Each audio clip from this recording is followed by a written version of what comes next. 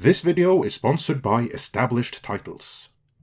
Neil Gaiman spent more than 20 years fighting and blocking more or less every adaptation of The Sandman attempted by the studio system, right up until the current Netflix series, which he actively participated in and fully supported.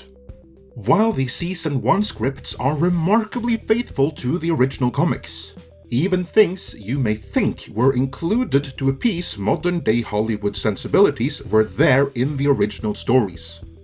Liberties were nonetheless taken in the casting, and nowhere is that more apparent than with the character of John Constantine, who was gender-bent into another modern-day Johanna Constantine.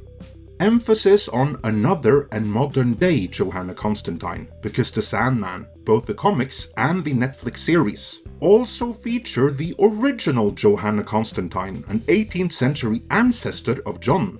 So why create the confusion of having both an 18th century ancestor Johanna and a modern-day descendant Johanna, two different characters played by the same actress no less, when they could simply have stayed true to the comics and stuck with a modern-day John Constantine instead? The answer is of course rights issues, which is something Neil Gaiman himself confirmed, albeit vaguely. But as we shall see, this particular rights issue is one which could have been circumvented, were it not for one J.J. Abrams. In this video then, I will begin by first providing an ever so brief introduction to the character of John Constantine, before exploring J.J. Abrams' MO when it comes to character rights, and finally, where Abrams and The Sandman clashed. John Constantine, and yes, that is Constantine, I'm not saying it wrong, first officially appeared on the scene in 1985 in Alan Moore's seminal run on Swamp Thing. Constantine is a warlock, an occult detective and sometimes conman based in London, although he is from Liverpool and speaks with the Scouser dialect. Visually, he is created in the image of British pop artist Sting, perhaps best known to this channel's audience as Feyd-Rautha in the original Dune. The character's signature look came to be his tan trenchcoat, white Oxford shirt and tie, and chain-smoking, of course. After steadily building a fan following from his recurring appearances in Alan Moore's run on Swamp Thing, John Constantine was eventually awarded his own seminal solo comic book series in Hellblazer. Neil Gaiman actually wanted to write it, but he was too late, as the title had already been given to Jamie Delano. He did, however, proceed to have Constantine guest appear in The Sandman. Spurred by the popularity of the comic book, John Constantine eventually, and after almost a decade's worth of production hell to be explored in a later dedicated retrospective, appeared in a major motion picture. Since staying true to the source material was a concept that hadn't been invented yet when development begun, it featured a reimagined LA version of the character portrayed by Keanu Reeves, who went by the name John Constantine. An awesome movie in its own right, but to say it took liberties is saying it lightly. Staying true to the source material had been invented by 2014, which was when Matt Ryan was cast in the TV reboot. For all the flaws with his iteration, which are all courtesy of the producers, Matt Ryan's live-action appearances re-established Constantine as blonde and British and with a tan trenchcoat, so there's that. They retained the mispronunciation of the name from the movie though. The one who came the closest to the Constantine of the comics was Taron Egerton, who flawlessly voiced Constantine in the audiobook version of The Sandman from Audible, and I highly recommend you check that out. Something I can't recommend with quite the same passion though is the work of director J.J. Abrams. Before he worked his brand of magic on Star Wars, J.J. Abrams had his way with Star Trek. Now, some of you may be thinking, what on earth does Star Trek have to do with Constantine and Sandman? And to you I say, don't worry, we are going somewhere with this, and we will get to the Lord of Dreams before long. But on that note, while not over a realm like the Dreaming, I'm something of a lord myself, and courtesy of Established Titles, this video sponsor, I have this neat certificate to prove it. Established Titles is a project based around a historic Scottish custom where landowners are referred to as lairds, or lords and ladies in English. Through Established Titles, you can be the owner of at least 1 square foot of dedicated land on a private estate in Edelston, Scotland, which by Scottish tradition makes you a lord or a lady, and you'll get an official certificate with a crest to prove it. This certificate features a unique plot number with which you can see the exact location of your land.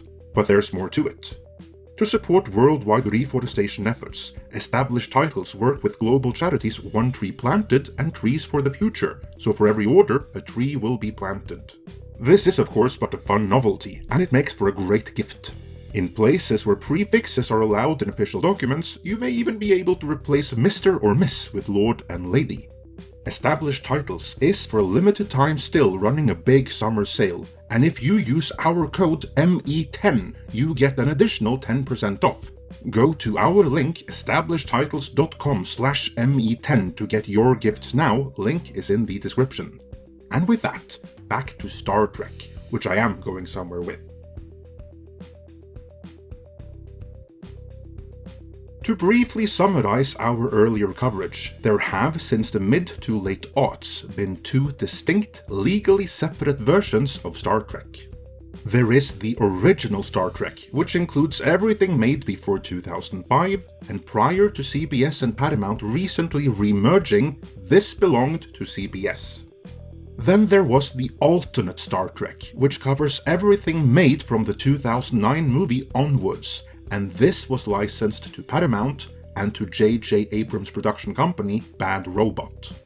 What that meant was that the revenue from all toys and merchandise based on the likeness of anything from the original Star Trek, such as the original Enterprise, Shatner's Kirk, and Nimoy's Spock, went to CBS, while the revenue from everything based on the likeness of Chris Pine's Kirk, Zachary Quinto's Spock, and even Nimoy's Spock Prime went to Paramount. But first and foremost, it went to Bad Robot, which owned a significant stake in those designs.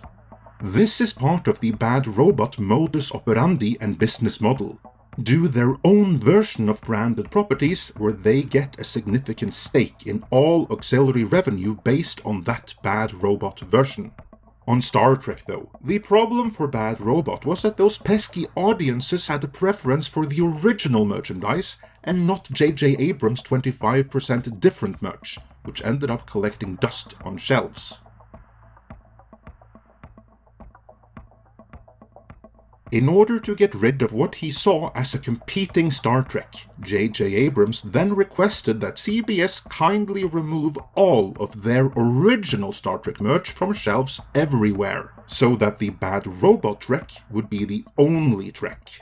However, CBS weren't interested in giving up tens of millions in annual licensing revenue from their Star Trek just so J.J. Abrams could make more money on his, and so they told him to get bent. Frustration over this situation was a big part of the reason why Abrams later happily defected to Star Wars, which was covered by the Wrap at the time, because at Lucasfilm, Bad Robot would be in a better position to create new characters and new Bad Robot versions of old characters, both of which they would then own a stake in. To clarify in Star Wars terms, Bad Robot and J.J. Abrams doesn't see a dime from merch based on the original C-3PO or the Millennium Falcon, but give C-3PO a red arm, or add a deflector dish or some other crap to the Millennium Falcon, and then that becomes a new Bad Robot version that they can monetize. And also ensure is pretty much the only version available on toy shelves in the critical release timeframe. So, in short, the Bad Robot business model where existing brands are concerned is launch a new version they co-own, get rid of competing product, and hope audiences will get invested in their version instead. With that firmly in mind, let's get back to DC, Constantine, and The Sandman. In 2019, the mega deal between the previous Warner regime and Bad Robot was announced. As part of this deal, Bad Robot would also be producing DC content, most famously the proverbial Black Superman movie, written by Ta-Nehisi Coates. Why Black Superman and not regular Henry Cavill Superman, you wonder? Well, consider Bad Robot's business model, which we just explored. They don't want to invest their time in someone else's Superman, because that means they can't monetize it beyond the production fee for making the movie. Therefore, Bad Robot instead wants a new version of Superman of their own, one which they literally own a stake in, so they can get a hefty cut of all the auxiliary revenue, and their version of Superman just so happened to be black. On that note, it is not outside the realm of possibility that part of the reason Henry Cavill wasn't renewed as Superman during the previous regime just might have had something to do with Golden Boy J.J. Abrams not wanting a competing Superman to the one he was developing, and that is true for Constantine as well. You see, Bad Robot is also developing a Constantine series, and you guessed it, this is also said to be their own version of the character, distinct from any other. While their Black Superman project by now may be dead in the water, as of the making of this video, their Constantine series remains in development. The Illuminardi were the first publication to reveal that the Bad Robot Constantine would be portrayed by British-Nigerian actor Sope Derisu. As we've seen from the previous examples, Bad Robot doesn't want any other Constantine to compete with their own, and the previous Warner administration let J.J. Abrams have his way. This is why the character of John Constantine was retired from Legends of Tomorrow last year and placed into a moratorium, while actor Matt Ryan was shifted to Gwyn Davis for the remainder of his contract. For the exact same reason, according to Mikey Sutton's Geekosity, John Constantine was off-limits to the Sandman production team. Had it not been for Bad Robot reportedly demanding all other versions of John Constantine be retired to make way for theirs, some deal could have been worked out, which would have seen some version of John Constantine appear in the Netflix series, while Matt Ryan continued on in the Arrowverse.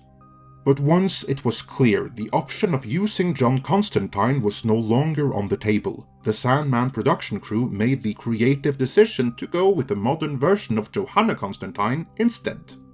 Do you think that was the right choice, or would you have preferred seeing the actual John Constantine instead?